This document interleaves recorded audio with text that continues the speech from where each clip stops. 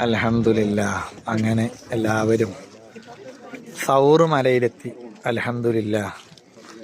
ഇവിടെ വന്നാലുള്ള ഒരു പ്രത്യേകത, ഇവിടുന്ന് ആർക്കും ഇറങ്ങാൻ തോന്നൂല.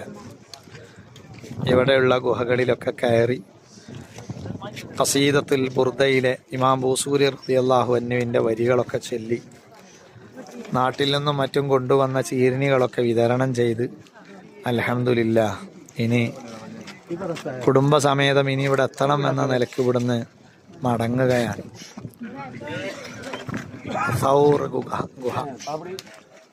സൗർ ഗുഹയുടെ മുകളിലും യഥേഷ്ടം കാണുന്ന ജീവി പ്രാവാണ്. പ്രാവിന് ഐശ്വര്യം ലഭിക്കാൻ 2 കാരണങ്ങളാണ് പറയുന്നത്.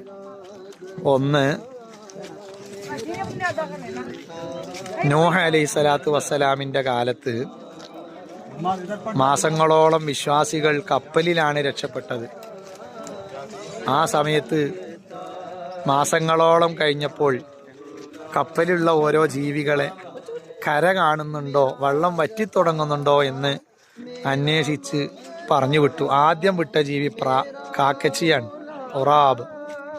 കാക്ക പാറിപ്പോയി.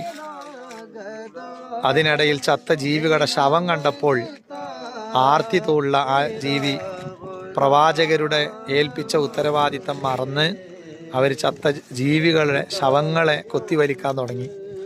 കാണാതെ വന്നപ്പോൾ രണ്ടാമത് പറഞ്ഞു വിട്ട ജീവിയാണ് പ്രാവ്. പ്രാവ് പാറിപ്പോയി ജൂതി പർവ്വതത്തിൻ്റെ മുകൾ ഭാഗത്ത് കാൽപാദം ചവിട്ടി ചളി പുരണ്ട കാലുമായി നൂഹ് അലൈഹിസ്സലാത്തു വസ്സലാമിൻ്റെ അരികിൽ വന്നു. അതോടെ പ്രാവ് ഐശ്വര്യമുള്ള ജീവിയാകാനുള്ള ഒരു കാരണം അതാണ്.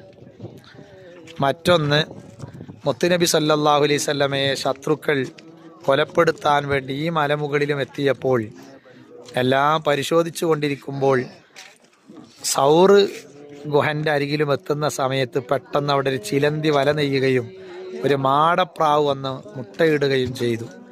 ലന്നുൽ ഹമാമ വലന്നുൽ അൻകബൂത അലാ ഖൈരിൽ ബരിയതി ലം തൻസുജു വലം തഹൂമി. മാഷാ അല്ലാഹ്. അതാണ് പ്രാവിന് ഐശ്വര്യം ലഭിക്കാനുള്ള മറ്റൊരു കാരണം പറയുന്നത്.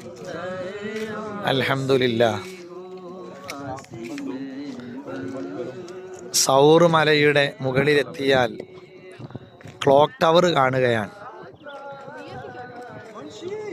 ക്ലോക്ക് ടവർ അതിൻ്റെ തൊട്ടന്നെയാണല്ലോ കഅബ ഉള്ളത്. മാഷാ അല്ലാഹ്.